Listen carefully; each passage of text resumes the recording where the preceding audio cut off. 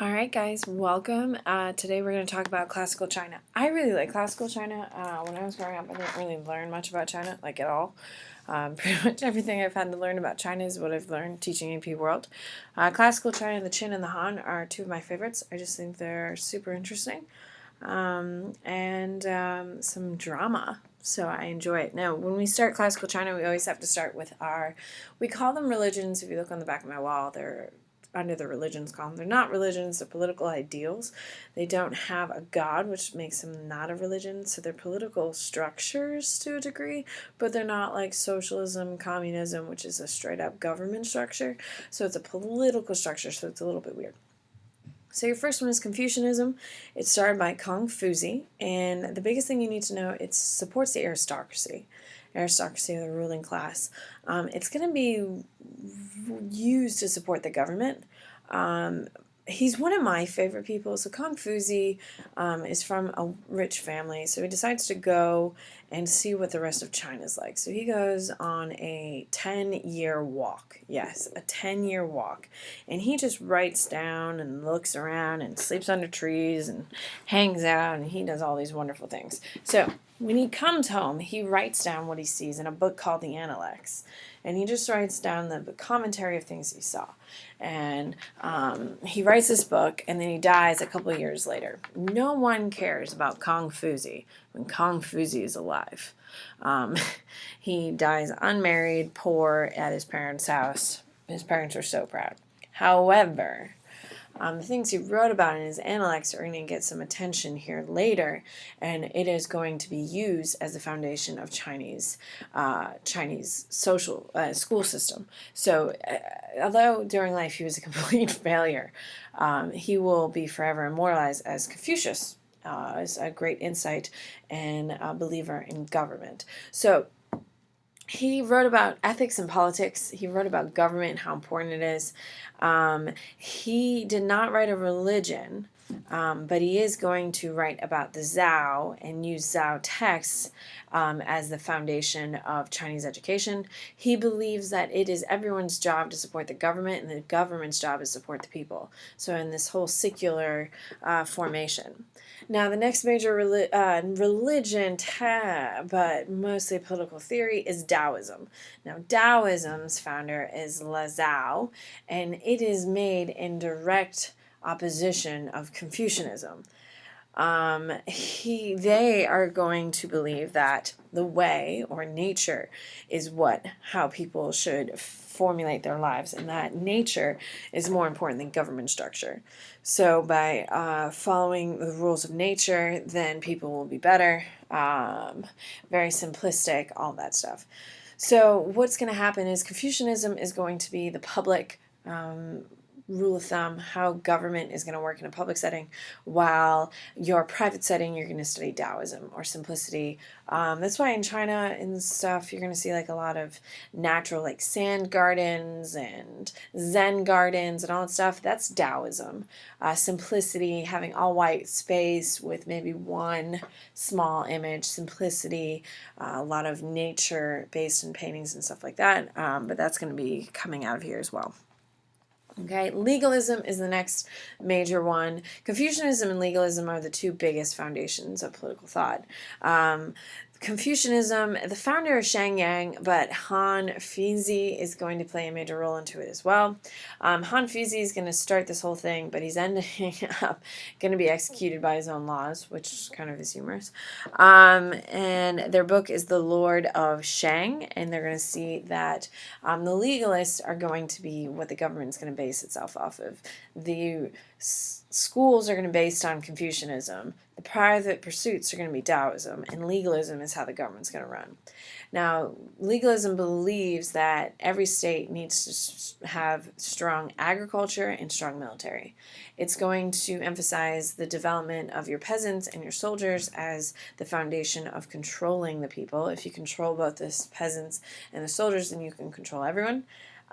They also do not trust intellectuals, which we're going to see a massive cultural loss because of it.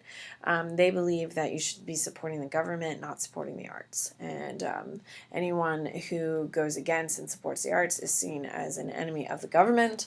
And you're going to see this foundation is going to be used in other places. So let's get into our first empire. So the first emperor of China is the Xia, Shang, and Zhao. The Zhao are going to fall because they're too decentralized and they can't unify. When the northern invasion is occurring, they're going to fall into the warring states.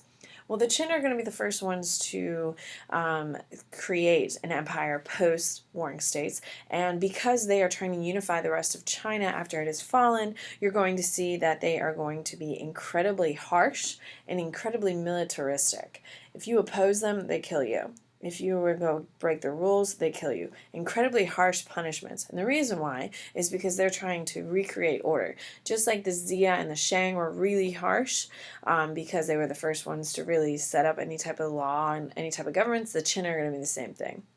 Under the Qin, during the warring states, you're going to have about 6 major families take over large pieces of land. When the Qins come in, they see that these 6 Chinese families control everything. So the first thing they're going to do is they are going to give generous land grants to people who are loyal to the Qin. This way, they are decreasing the power of these major families. That way, all of the politics is a little more even. Instead of having 6 very, very powerful people, which would be a threat to the emperor, now it's going to be kind of diminished, which makes it easier for the government to control, and because there's not so many powerful people. It's going to increase the centralization of power, so the emperor is going to be more powerful, and it's going to improve military technology. Now, your first official emperor is going to be Qin Shangdi, sure, and he is your first emperor of the Qin. He is going to create a centralized bureaucracy. Now, a centralized bureaucracy means that you're going to have a ton of government officials who are in place doing your work. That the government is going to control a lot of aspects, and it's typically based on your hierarchy of position. From this, you're going to have a ton of massive building, specifically the Great Wall of China. The Qin are the foundation of the Great Wall of China. It'll be extended for the next 7 empires after, but the Qin are the ones to officially start it, and they're trying to block the invaders to the north. Now, under the Qin dynasty, you're going to see that they do conquer a ton of territory. It's because they are a successful military-minded empire. As you can see, their wall is pretty extensive, trying to protect them to the north. Now, the Qin Empire is going to be incredibly harsh, as we said. Anyone who criticizes the Qin are going to be executed. Remember, they're trying to unify China after the warring states, which means they need to have a strong authority. Now, we understand why they did it, but it's going to lead to their demise, of course, anyway. They're also going to burn any ideological works. If it doesn't serve the purpose of the Qin, it's not appreciated. They're going to kill about 460 scholars or academics who challenge, who threaten, who are inspiring people to think a little bit deeper about government politics. These scholars are looking back at the Xia, Shang, and Zhao saying, hey, why are we doing it this way when we should be doing it that way? Those types of things, they're going to be executed. A lot of people leave in fear of being executed.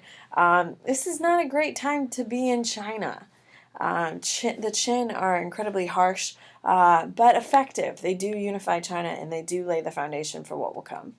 Now, the Qin are going to standardize. The Qin are going to standardize laws, which means everyone has the same, which is great. Currency, everyone's going to be using the same amount of money. Weights and measures, everyone has the same system. And script. Previously, the Zhao, everything was done with distinct scripts in different languages for each region. The Qin are going to say, hey, that's too hard, let's just kind of standardize it. They're also going to start building a lot of roads and bridges. You're going to see in period 2, this is a very common theme, just like religions. You're going to see a lot of standardization in roads.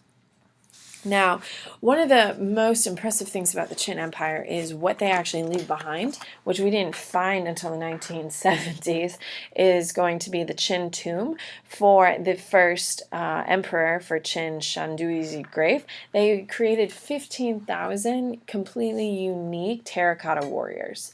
Each one represents and is completely unique. We found this in 1974, and it was made in order to protect him and usher him in. Qin. That's how important the military was and how successful it was at controlling that military.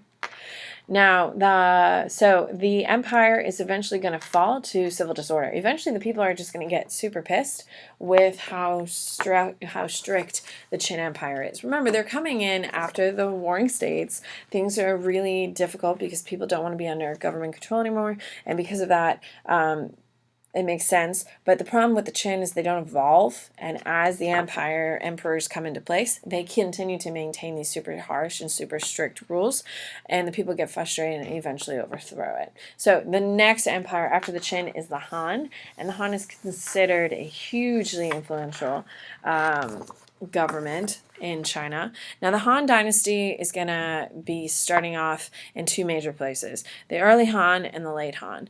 The Han Empire is going to have a rebellion in the middle because of land distribution, which is really what they're known for, and so we'll talk about that. Now, the early Han is going to use Qin tyranny to a degree, but not letting it go too much like the Zhao, because the Zhao is completely decentralized and allowed everyone to be overthrown easily, but they're not going to be as harsh as the Qin. They're going to create large land holdings, and they are going to create major regional land holdings, which was thought to help. Was one of the big complaints against the Qin. However, because they created these large land holdings, all of a sudden all of the land in China is controlled by like 8 or 12 people. Those 8 or 12 people are going to rebel against an emperor, of course, and that's going to lead to a major rebellion. After the rebellion, the Han are like, ah, damn it. All right, here we go. We need to be more centralized. So the first major emperor of the Han is going to be Han Wundi, and this is your later Han. He is going to be your martial emperor. What that means is he's going to have a more law-given, more government-based type of government system. So a lot more bureaucracy, a lot more standardization of laws, as well as a lot more taxes. A ton of taxes. However, the taxes do some great things. For instance, public works. He's also going to have more people on the payroll of the government, and because of that, he's going to have to create a schooling system in order to educate these people so they can work for the government, because the government doesn't want to hire complete morons to do its work because that's completely inefficient. With that being said, he creates the Imperial University. It's the first university in the world, and they are just teaching people how to do government work. Keep in mind, Han Wundi is not a huge fan of scholarship, but he needed it for his bureaucracy. He needed it for the people in order to have his government work, and he's going to adopt Confucianism as a foundation. Remember, Confucianism is the perfect thing for a government to embrace for its bureaucracy because Confucianism supports the government and everything about it. At the beginning of the university, there's only 3,000 students. By the end, there's 30,000. So, I mean, it's very effective. And this system and using Confucianism as a foundation is still today. If you go to school in China, it's still Confucian-based. So, the Han Imperial, they're going to have invasions to Vietnam, Korea. They are going to have constant attacks from the X-Men, and they're going to come in all the time. Eventually, Han briefly dominates the X-Men, but they're going to come back and defeat. So, we're going to have patriarchal social order. Vile piety is going to come back. Lessons for women. We are going to believe that women do have a role, so it's a little bit better than previous. Women were seen as the starters of education, and then the state will educate you further. Iron metallurgy is going to really start happening. Is going to be starting to be completely made. Increase of food production, weaponry is going to allow them to completely take over. The biggest things you need to know are major accomplishments is the cultivation of silk. For the first time, silk is going to be made in China, which is going to be a major export. This major export is going to change the way how China functions. It's going to make them a major trade power for centuries upon centuries. So it's a huge deal. They're also inventing paper, which is pretty cool. And their military technology is the crossbow, which is going to make it easier to crossbow trigger makes it easier to shoot. The horse collar makes it easier to plow. And of course your ship rudder, which will increase trade because you have more control over the direction of the ship. So pretty cool. Now, the Han are going to face a lot of problems, both economic and social. They're going to face a lot of economic issues because fighting the X-Men all the damn time is very, very, very expensive.